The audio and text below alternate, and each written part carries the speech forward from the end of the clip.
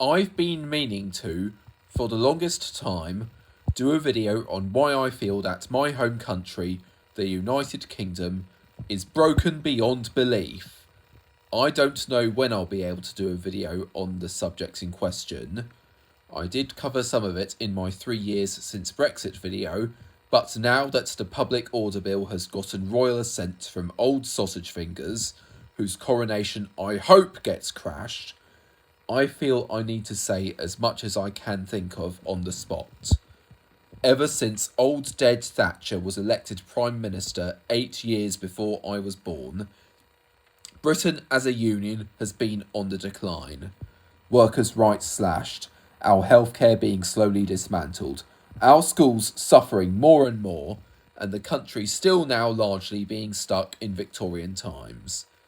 However, since David Cameron was elected our Prime Minister 13 years ago, things in Britain have gotten especially bad. School budgets shrunk further, benefits being cut more and more, the cost of living spiralling out of control, our NHS almost completely privatised, and a Brexit that's nothing like what was originally promised in 2016. I am not in a position to give you all the details on how Brexit came to be. There are experts out there who have given more thorough analyses than I could possibly give, but Brexit was clearly a Trojan horse. The Tories wreck Britain more and more since 1979, Labour Prime Ministers Tony Blair and Gordon Brown play their parts in making Britain worse, Cameron replaces Brown, and after many years of making things worse, they claim it'll all be better if we vote to leave the EU. Leave got the most votes in the referendum, Cameron runs away from his responsibilities, May replaces him, all sorts of shit, Boris replaces her, and even prorogues Parliament. Early general election, just before the end of 2019, the Tories win big time thanks to our nonsensical way of doing elections, and now Britain is in the worst state it's been in since the Second World War. I am actually truly fucking disgusted with what Britain has become. A truly backwards nation where our right to protest is under major threat, strike action is being made less and less doable, we are force-fed Tory bias from most of the major news outlets, and more is done to make things seem hopeless. Furthermore, our school system is also broken beyond belief. Children and teenagers made to feel powerless, forced to wear boring-looking uniforms while at school, and do a fuck ton of homework after school, pretty much robbing them of most of their chances to be young. The establishment made to look like the most important people on the planet, and all sorts of other shit I can't put my finger on. Things weren't always hopeless throughout British history.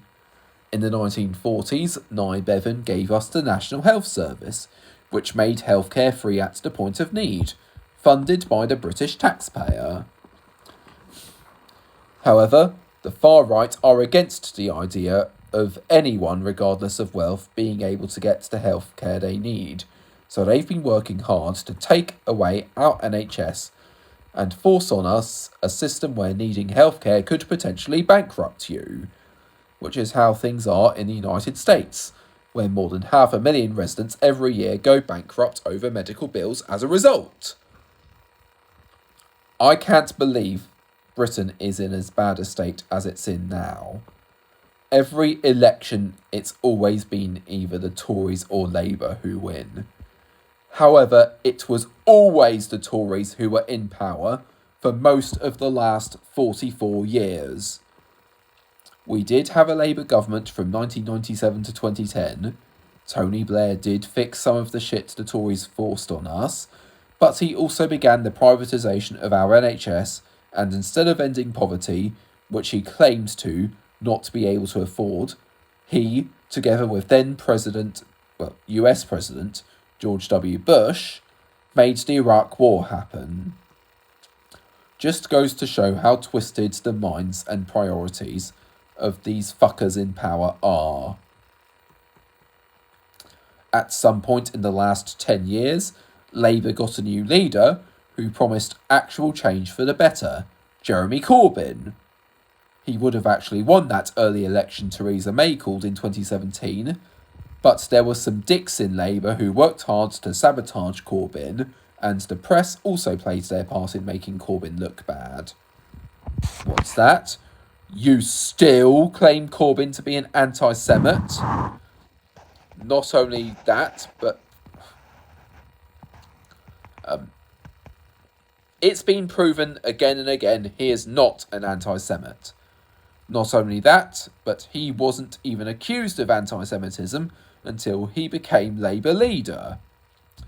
Eventually, Corbyn stood down as Labour leader, so a leadership election happened between Keir Starmer and Rebecca Long-Bailey. Starmer won, promising us the world, but over time revealed himself to be the complete opposite of what the Labour Party stand for, or rather, originally stood for. Starmer promised to get us back into the EU, but voted for Boris Johnson's Brexit deal at the end of 2020.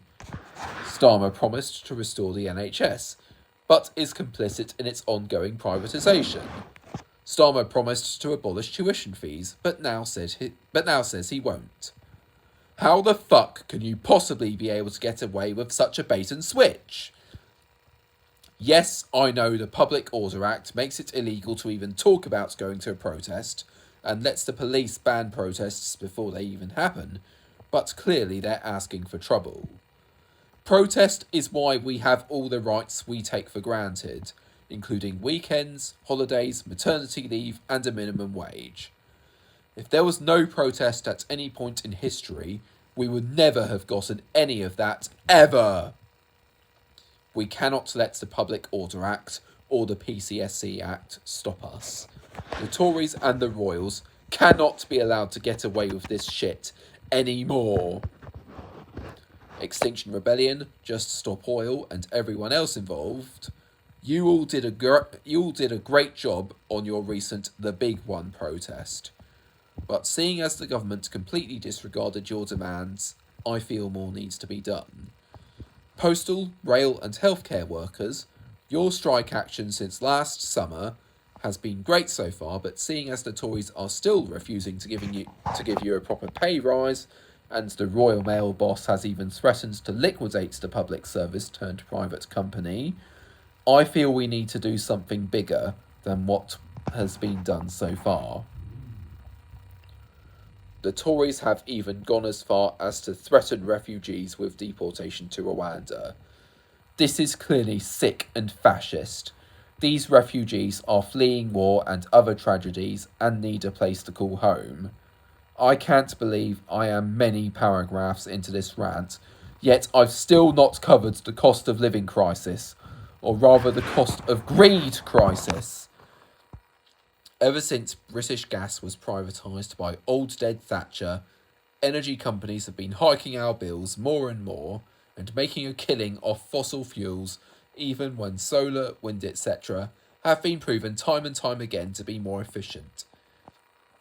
Since water was privatised in 1989, no new reservoirs have been built, and in my part of the country there was even a water outage just before Christmas.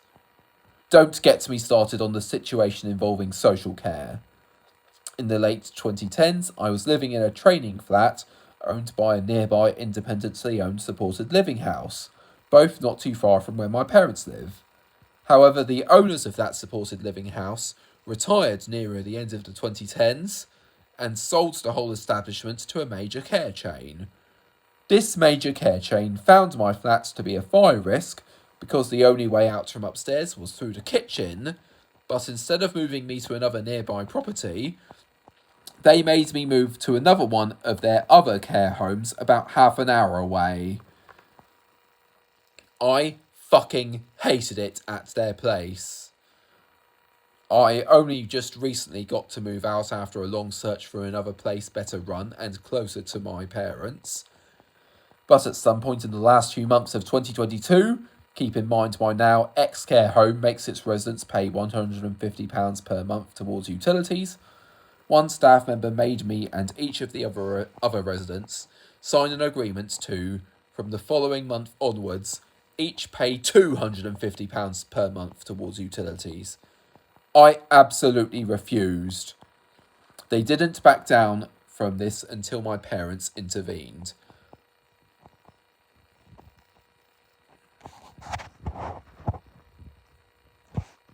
This cost of living crisis is already bad enough as it is. With food prices jumping higher than they ever have, more and more of the UK population having to choose between eating and heating, something that wasn't even being talked about just 3 years ago, and energy companies even breaking into customers' homes to forcibly switch those customers to prepayment meters. This cost of living crisis is nothing more than a Tory scam to make the rich richer and the working class into the working poor. And before I forget, what's this shit about all of us having to pledge or swear allegiance to whatever to old sausage fingers and those who reign after him? Bullshit! The royals are nothing more than freeloaders who live a life of luxury, while we're all expected to give them a free pass on everything. No fucking way. Especially knowing what more and more of us know now, not to mention Prince Andrew is a sweaty nonce. I am not in a position to break down every last detail of all this, seeing as I have a learning disability, but I feel that over the next few months, we need to go about planning the biggest act of activism since the backlash against the poll tax in the late 80s and early 90s. 17 million of us fought back against the poll tax, and it eventually resulted in old dead Thatcher's time at number 10 being cut short. Britain is now in the worst state it's been in since World War II. We now have more food banks than McDonald's restaurants. More and more people all over the country are having to choose between eating and heating. Our right to fight back is being taken away more and more. The waiting list for medical treatment is higher than ever, and hundreds are dying every week as a result. The far-right media are bullying us into accepting things as they are more and more, despite being the second least trusted press worldwide behind Egypt. Our bills are becoming less and less affordable on a regular basis. Our current government have way too much money, but rather than spend it righting the wrongs of this country, they are instead mostly spending it on themselves and on propaganda to try and dupe us into accepting things as they are. It does not have to be this way. It is way past time for direct action. Extinction Rebellion have already teased direct action they plan to take in the future. We need to follow suit. Actually, I feel we all need to band together and pull off the biggest act of activism in British history. And I mean ever. Well, I can't.